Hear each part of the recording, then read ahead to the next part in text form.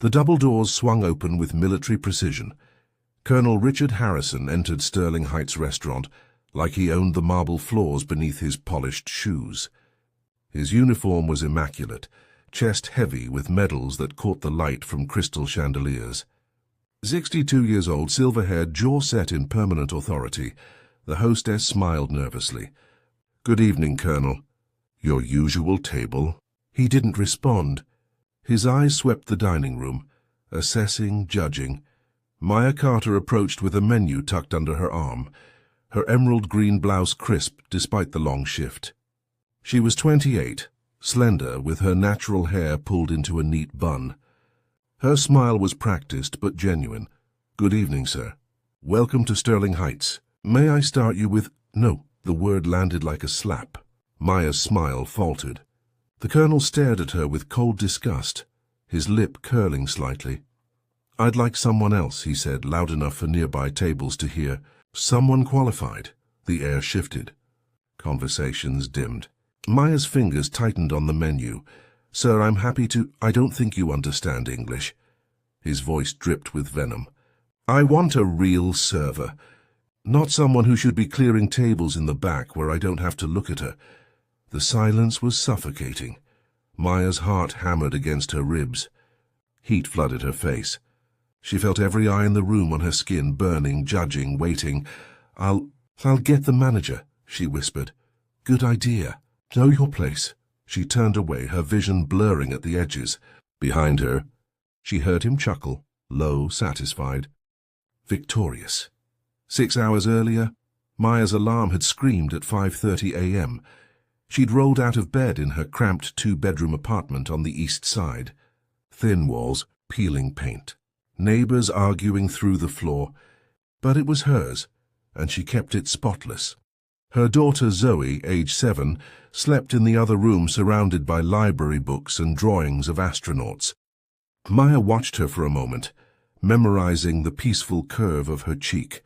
Everything she did for this child. In the kitchen, bills were stacked on the counter. Rent, utilities, Zoe's after-school program. The nursing school application fee she'd been saving for.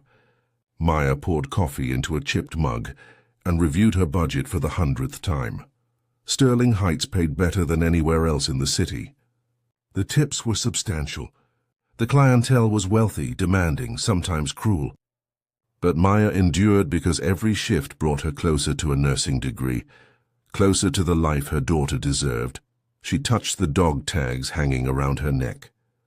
They were worn smooth from years of worry. The engraving was barely legible now, but she knew every letter by heart. SFC James Carter, 3rd Battalion, 7th Infantry, her father, her hero. Gone 12 years now. "Dignity isn't given, baby girl," he used to say, his voice warm and steady. "It's kept. Nobody can take it unless you hand it over." Maya tucked the tags beneath her blouse where they rested against her heart. She dressed carefully in her work uniform, checked Zoe one more time, and stepped into the morning cold. She had no idea this would be the day everything changed. Sterling Heights restaurant sat on the corner of 5th and Lexington, all glass and elegance. Maya had worked there for 3 years, earning respect from some regulars invisible to others. She knew which tables tipped well, which guests wanted conversation, which preferred silence. The morning shift passed in a blur of cappuccinos and omelettes. Lunch service was busy. By evening her feet ached, but she smiled through it. Then the colonel arrived, the manager. Derek Simmons rushed over immediately. He was a thin man in his 40s, always sweating, always calculating. His smile was plastic as he approached the colonel's table, his hand already extended. "Colonel Harrison." "Such an honor, sir. I apologize for any confusion." "No confusion," the colonel said, not standing. "Just incompetence. I don't want that girl serving me. I want someone professional." Derek's eyes darted to Maya, who stood frozen near the hostess stand. Shame and rage warred in her chest. "Of course, absolutely. Maya, I'll take this table. Please see to section 4. "But Derek—" "Now, Maya." The colonel leaned back in his chair, satisfaction spreading across his face. He looked at Maya directly, making sure she saw his contempt. "Good help is hard to find these days," he said to Derek. "You let just anyone work here now?" Derek laughed nervously. "We have very high standards, Colonel. I assure you. Could have fooled me." Another diner, an older woman in pearls, shifted uncomfortably. A businessman looked down at his plate. A young couple whispered. But no one spoke up. "No one defended her," the Colonel continued, emboldened. "I fought for this country, bled for it, and now I can't even enjoy a meal without seeing—" "Well, standards have fallen." Maya's hands trembled. The menu she'd been holding slipped and clattered to the floor. The sound echoed through the restaurant like a gunshot. The Colonel smirked. Clumsy, too. She bent to pick it up, and that's when he did it. He reached for his water glass and tipped it deliberately. Ice-cold water splashed across her arm, soaking her emerald-green sleeve. "Oops," he said flatly. "Guess you'll need to clean that up. It's what you people do best, isn't it?" The words hung in the air, ugly and raw. Maya straightened slowly, water dripping from her elbow. Her father's dog tags pressed cold against her chest. She looked at the Colonel, really looked at him, and saw something beneath the arrogance. Something she recognized, fear. The kind weak men wear like armor. "I'll bring you fresh water," she said quietly. Her voice didn't shake. "I don't want anything from you." Derek grabbed Maya's arm, pulling her toward the kitchen. "Let's go. Now." As they walked away, she heard the Colonel's laughter mixing with the clinking of silverware and the murmur of resumed conversations. The world had moved on already, forgetting her humiliation in seconds, but Maya wouldn't forget. The kitchen corridor was cold and metallic. Maya stood alone between the swinging doors, her wet sleeve sticking to her skin. Chefs shouted orders behind her. Servers rushed past carrying trays. No one stopped. No one asked if she was okay. She pressed her back against the steel door and closed her eyes. Her father's voice echoed in her memory, steady and strong. "Dignity isn't given, baby girl. It's kept. But how do you keep dignity when someone tears it from you in front of a crowd?" Outside in the dining room, laughter erupted. The Colonel's laughter, probably, celebrating his cruelty. She imagined him bragging about putting her in her place, his companions nodding along, everyone complicit in the silence. Her chest tightened, tears pressed behind her eyes, hot and insistent. She wouldn't cry, not here, not where they could see. She reached for the dog tags and pulled them out from beneath her blouse. The metal was warm from her body heat. She ran her thumb over the worn engraving, tracing her father's name like a prayer. He'd faced worse than this. Bombs, bullets, the kind of fear that hollows you out. And he'd stayed strong. He'd protected others. He'd done the right thing, even when it cost him everything. Something shifted in Maya's chest. Not rage exactly, something colder, clearer. She opened her eyes. Her reflection stared back from the steel door. A woman in a wet uniform, dog tags gleaming at her throat, jaw set in determination. The Colonel didn't know who she was, what she carried, what she knew. Maybe it was time he learned. Sergeant First Class James Carter had been a giant in Maya's childhood, not in size. He was average height, broad-shouldered, with laugh lines around his eyes. But in presence, in the way he moved through the world with quiet confidence, treating everyone with respect regardless of rank or race. He'd enlisted young, served 3 tours in Iraq. Maya remembered seeing him off at the airport, her mother crying, him kneeling to hug her tight. "Be brave, baby girl," he'd whispered. "And remember, real strength isn't about being the loudest. It's about standing up when everyone else sits down." He'd come home different after each deployment, quieter, more distant, but still her father, still trying his best. The 3rd tour had broken something in him. He'd returned with wounds nobody could see. PTSD, the doctor said. He'd wake screaming. He'd flinch at car backfires. He stopped going to church, stopped laughing at Maya's jokes. Then came the VA hospital visits. The neglect, the appointments missed, medications wrong, paperwork lost. He'd fought for his country, and his country forgot him on a waiting list. James Carter died when Maya was 16. Not from enemy fire, but from a system that didn't care. A blood clot the doctors missed. He'd complained of pain for weeks. Nobody listened. At his funeral, a colonel Maya had never met gave a speech about honor and sacrifice. The words were empty, the praise hollow. But her father's fellow soldiers, the ones who'd served beside him, bled beside him, told different stories. They spoke of how James had risked his life to save others, how he'd carried wounded men under fire, how he'd called for backup that never came during a firefight in Fallujah. "Your daddy was a hero," one sergeant told her, tears in his eyes. What happened that night? It shouldn't have happened. Somebody made the wrong call. Maya had filed the information away, too young to fully understand, too grief-stricken to investigate. But she'd kept his dog tags. She'd kept his letters, his service records, the reports she'd requested years later when she was old enough to demand answers. She'd kept everything. And now, standing in this kitchen corridor with water still dripping from her sleeve, she understood why. Her father had taught her about true honor. Not the medals and parades, but the quiet choice to protect the vulnerable even when no one's watching. Colonel Harrison wore his medals like trophies.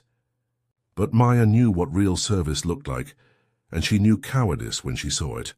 Maya pulled out her phone with shaking hands.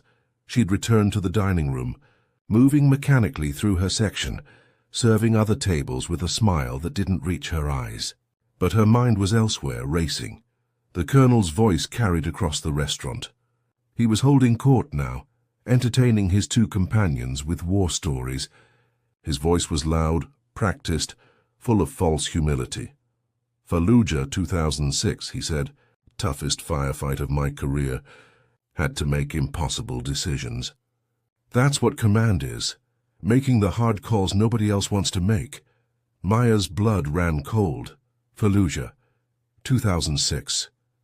That's where her father died. Not physically, that came later, in a VA hospital bed. But spiritually, the mission that broke him. She moved closer, pretending to clear a nearby table. Her hands worked automatically, stacking plates while her ears strained to hear every word. "We were pinned down," Harrison continued. "Intelligence said enemy reinforcements were coming. I made the tactical decision to reposition, got my men out with minimal casualties, earned a Silver Star for that operation." His companions murmured appreciation. One raised his glass in a toast. Maya's mind spun. She remembered her father's nightmares, the things he'd muttered in his sleep. "They left us." Command pulled out. We called for backup. She remembered the sergeant at the funeral. Somebody made the wrong call. Her fingers found her phone. She'd bookmarked the military database years ago, during her own investigation into her father's death. She'd read every report, memorized every detail. She pulled up the file now, scanning quickly. Operation Steel Curtain, Fallujah, November 14, 2006, her father's unit. Under the command of then-Major Richard Harrison, she scrolled through the after-action report. The official version was sanitized, clinical, but she had the witness statements too. The ones she'd fought to obtain through Freedom of Information requests. Private Miguel Santos. Major Harrison ordered immediate withdrawal despite active engagement. Radio confirmed friendly forces still in contact. We questioned the order. He threatened court-martial. Corporal David Chen. SFC Carter was still transmitting. We could hear gunfire on his end. Major Harrison said we couldn't risk retrieval. He ordered us to fall back. Lieutenant Sarah Mendez. I formally objected to the retreat order. Major Harrison overruled me. 8 men were left behind enemy lines. Only 3 survived, 8 men, including her father. Maya's heart pounded so hard she thought it might burst through her chest. She looked up at the colonel, laughing now, celebrating his decorated career built on other men's graves. He didn't recognize her. Why would he? She'd been a child. Her last name was different now, changed after her mother remarried, but she recognized him. The coward who'd left her father to die. The medals on his chest were stolen valor, earned with the blood of abandoned soldiers, and he had no idea that James Carter's daughter was standing 10 feet away with evidence that could destroy him. Maya slipped her phone back into her apron. Her hands were steady now, her mind clear. She knew what she had to do. Maya moved through the dining room with purpose. Her hands no longer trembled. The humiliation had burned away, leaving something harder behind. She carried a dessert tray toward the colonel's table, her father's dog tags hidden beneath her blouse. "Your chocolate torte, Colonel," she said quietly, placing the plate before him. He looked up, irritated. "I thought I made myself clear. I don't want you... I heard you mention Fallujah." Her voice was calm, almost gentle. "My father served there too. 2006. The colonel's expression shifted, curiosity replacing contempt. His companions leaned forward, intrigued by this unexpected turn. Did he now? Harrison's tone suggested he didn't believe her. "What unit?" 3rd Battalion, 7th Infantry. He was communications specialist under Major Richard Harrison. She paused. "That's you, isn't it?" Something flickered in his eyes. Pride, mostly. He straightened in his chair. "I commanded that battalion, yes. Fine men, all of them. We accomplished the impossible during Operation Steel Curtain." He turned to his companions. "Classified operation. Very dangerous. We disrupted insurgent networks throughout the entire region." Maya's jaw tightened. "The mission on November 14th, you remember it?" "Of course." "We were pinned down by heavy fire. I made a tactical decision to reposition our forces, save dozens of lives." He looked at Maya with condescension. "Your father should be proud to have served under my command. Not everyone makes it home from war, but I brought back as many as I could." One of his companions nodded approvingly. "That's leadership." Maya's hands gripped the empty tray. "How many did you leave behind?" The question hung in the air like smoke. Harrison's smile faltered. "Excuse me? When you repositioned, how many men did you leave in contact with the enemy?" "That's classified information. And frankly, young lady, above your pay grade." He waved her away dismissively. "Now, if you'll excuse us..." 8. Maya's voice was steady. "You left 8 men behind enemy lines. Only 3 survived." The colonel's face hardened. Other diners were listening now, conversations dying around them. "You don't know what you're talking about," Harrison said coldly. "War is complicated. Decisions get made in the heat of... My father was one of the 8. Silence crashed over the table. The colonel stood abruptly, his chair scraping against marble. "This is absurd. I don't have to listen to this. This fantasy from some waitress trying to..." "You left them," Maya said softly, but her voice carried across the restaurant. "Fallujah, November 14th, 2006. You abandoned your unit under enemy fire. They called for backup. They called for you, and you retreated to save yourself." The room went completely silent. Every eye turned toward them. Harrison's face flushed red. "How dare you?" "I am a decorated officer. I have served this country with honor for 30 years. I will not stand here and be slandered by..." Maya reached up slowly and pulled the dog tags from beneath her blouse. They swung free, catching the light from the chandelier above. The engraving was visible now to everyone nearby. SFC James Carter, 3rd Battalion, 7th Infantry. The colonel's eyes locked on the tags. His face drained of all color, going from red to white in seconds. "James Carter," Maya said quietly. "Communications specialist.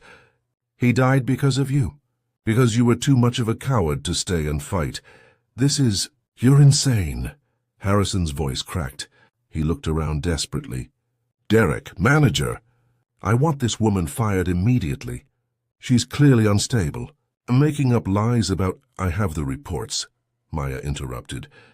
"Witness statements, radio transcripts, GPS coordinates, everything." The colonel lunged toward her, trying to grab the dog tags, his face twisted with rage and panic. But an older man rose from a nearby table, Weathered face, veteran's cap bearing the insignia of the 101st Airborne. "Don't touch her," the veteran said, his voice like gravel. "Let her speak." Harrison froze. Maya could see his mind racing, calculating escape routes, damage control, anything to stop what was coming. Derek rushed over, his face panicked. "Maya, please. Colonel Harrison is a valued guest." "Whatever this is the truth," Maya said. She looked at the colonel directly. "You took a photograph with my father's unit 3 hours before you abandoned them. You smiled. You shook their hands. You told them they were heroes." Harrison's mouth opened, but no sound came out. His companions shifted uncomfortably, no longer sure which side to support. "And then you left them to die." The words echoed through Sterling Heights restaurant like a final judgment. The colonel stood frozen, trapped between the truth and his carefully constructed lie. "That's enough." Derek grabbed Maya's arm, his fingers digging into her still damp sleeve. His face was panicked, his professional mask shattered. "Colonel Harrison, I am so deeply sorry. This behavior is completely unacceptable. Maya, you're fired, effective immediately. Please leave before I call security." The words should have destroyed her. Her job, her income, Zoe's future, all of it crumbling in real time. But Maya felt strangely calm. She looked around the dining room at the silent crowd. Some faces showed shock, others showed discomfort. A few showed nothing at all, already looking away, already deciding this wasn't their problem. The veteran who'd stood up was still standing, his hand resting protectively on the back of his chair. But he didn't speak. No one did. The colonel straightened his uniform, composure returning now that Maya was being removed. "Good. I should never have been subjected to this disgraceful display. I'll be speaking to your corporate office, Derek. This kind of employee is a liability." Maya felt Derek pulling her toward the kitchen. Her feet moved automatically. She looked back once and saw Harrison settling back into his chair, his companions clustering around him with reassurances, the restaurant slowly returning to normal. She'd spoken the truth. And she was being punished for it. Her father's voice echoed in her memory. "Truth is a lonely road, baby girl." She'd never understood those words until now. Truth didn't always win. Sometimes it just got you fired. But then her fingers touched the dog tags around her neck, still warm from her body heat, and something hardened inside her chest. No, she wasn't done yet. Derek pushed through the kitchen door, pulling Maya with him. "What were you thinking?" He hissed. "Do you have any idea who that man is?" "I know exactly who he is," Maya said quietly. "And so should everyone else." She pulled her arm free and reached into her apron pocket. The folded papers were creased from being carried for years. She'd requested them when she was 21, fighting through military bureaucracy, witness statements, after-action reports that contradicted the official narrative. She'd kept them close, needing proof that her father's death meant something. "These are official military documents," Maya said, unfolding them. "Testimonies from soldiers who served under Harrison." Derek's eyes darted to the papers. "Maya, I don't care what—" Private Miguel Santos testified that Major Harrison ordered immediate withdrawal despite active engagement. My father was still transmitting. Harrison threatened court-martial when questioned. "This is not appropriate." Lieutenant Sarah Mendez formally objected. "She's on record." Colonel Harrison overruled her and left 8 men behind. Maya's voice grew stronger. The kitchen staff had stopped working, listening. A line cook crossed his arms. The sous chef set down her knife.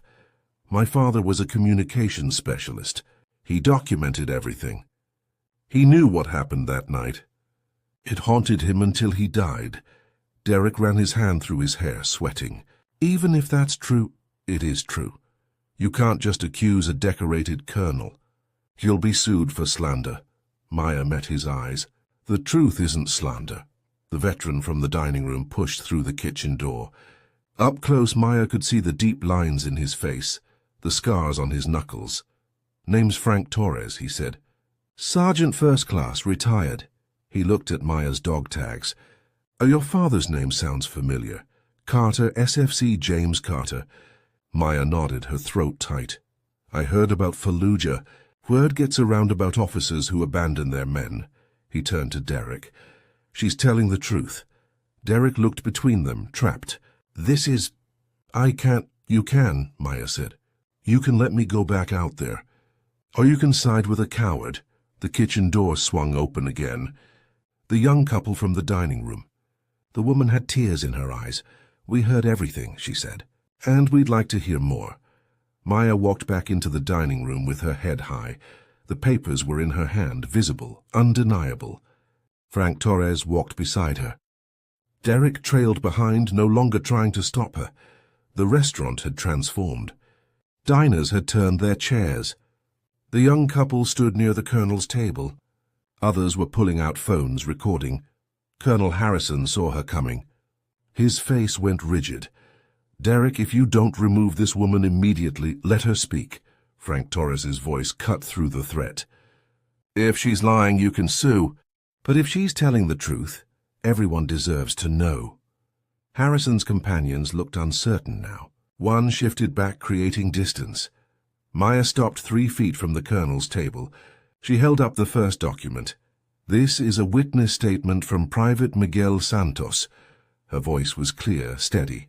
He testified that Major Richard Harrison ordered immediate retreat, despite confirmed friendly forces still engaged. That's out of context, Maya continued reading. I specifically heard SFC Carter calling for backup. His voice was clear. He said they were surrounded. Major Harrison said, "We can't risk the main force for a handful of men." Gasps rippled through the room. Harrison shot to his feet. "This is classified." "You have no right." Corporal David Chen's statement, Maya said. "Major Harrison threatened me with court-martial when I questioned the withdrawal order." The Colonel's face was scarlet. "These are lies. Fabrications. Lieutenant Sarah Mendez." Maya's voice rang clearly. "Your second in command." She formally objected. "You overruled her." 8 men were left behind. Only 3 survived. She pulled out a photograph, creased and faded. "This is my father's unit. November 14th, 2006. That's you, Colonel, standing in the center, smiling." Her voice cracked. "3 hours before you abandoned them." The room was utterly silent.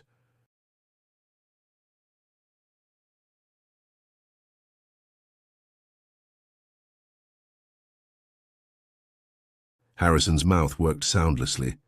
His eyes darted around, looking for support, for an exit. His medals suddenly looked like costume jewelry. "My father's final transmission was logged at 2:47 a.m. Maya's voice dropped to a whisper, but everyone heard. He said, "We're surrounded. Taking heavy fire. Where's our backup? Where's Harrison?" A woman at a nearby table began crying softly. Frank Torres stood at attention, his hand over his heart. "He survived the firefight," Maya continued. "He was captured, held for 6 days, tortured. He and 2 others were eventually rescued by a different unit, but he was never the same. The physical wounds healed. The other wounds," she touched her father's dog tags. "Those killed him slowly over 12 years. Harrison slumped back into his chair. The fight had gone out of him. He looked small suddenly, shrunken inside his decorated uniform. "You stood at his funeral," Maya said softly. "You gave a speech about honor and sacrifice. You shook my mother's hand. You never told us it was your fault." Someone started clapping. Slow, deliberate. Frank Torres. Then the young couple joined in. Then others. Within seconds, half the restaurant was applauding. Not for Maya, for her father. For the truth finally spoken aloud. Colonel Harrison sat frozen, trapped in the spotlight of his own lies. His companions stood and walked away without a word. Other diners turned their backs. Derek stood near the wall, his face pale. He didn't try to stop anyone. He didn't defend the Colonel. He just watched as everything crumbled. Truth had arrived at Sterling Heights restaurant, and it couldn't be sent back to the kitchen. The police arrived 20 minutes later, not to arrest Maya, but to escort Colonel Harrison out at his own request. He couldn't bear the stares anymore, the whispers.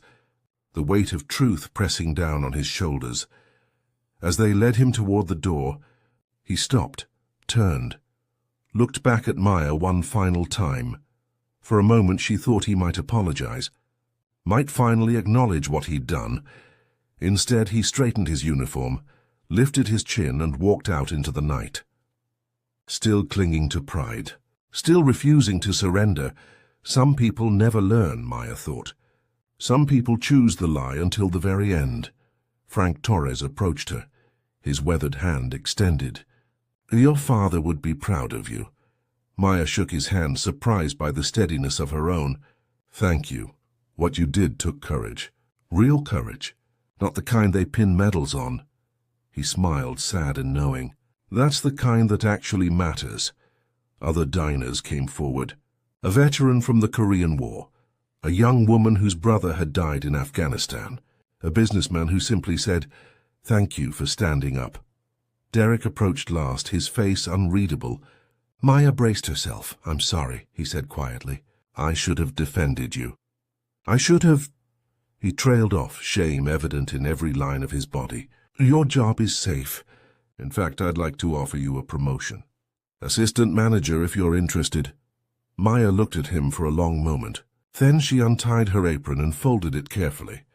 "I quit," she said simply. Derek blinked.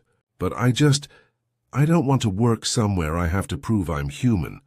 I don't want to work for someone who only stands up for what's right after everyone else does."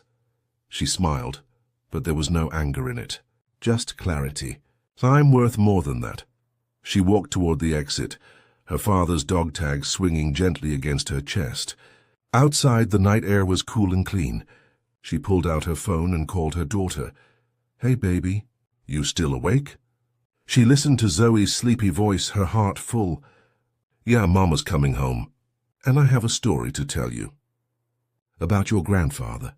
About speaking truth. About being brave." She looked up at the stars. Somewhere up there she imagined her father watching, smiling. "I spoke, Daddy," she whispered to the night. "I finally spoke." 3 weeks later, Maya testified before a military ethics review board. The investigation moved quickly once her evidence became public. Other soldiers came forward. Documents were unsealed. The truth once freed couldn't be contained. Colonel Harrison's medals were stripped, his pension reviewed, his carefully constructed legacy dismantled piece by piece. But Maya didn't feel victorious. She felt exhausted, and somehow lighter.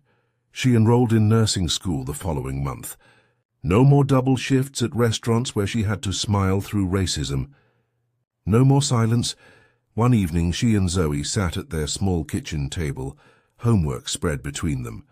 Maya had framed her father's dog tags beside her nursing school acceptance letter.